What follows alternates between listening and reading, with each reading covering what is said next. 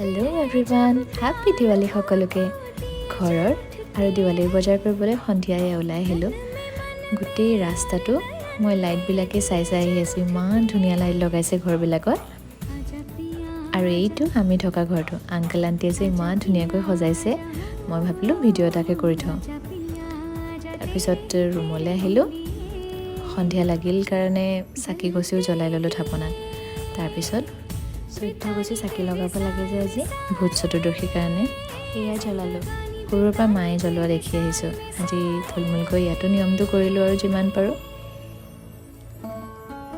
পুনৰবাৰ সকলোলৈ দিৱালী আৰু ভূত চতুৰ্দশীৰ শুভেচ্ছা জনালোঁ।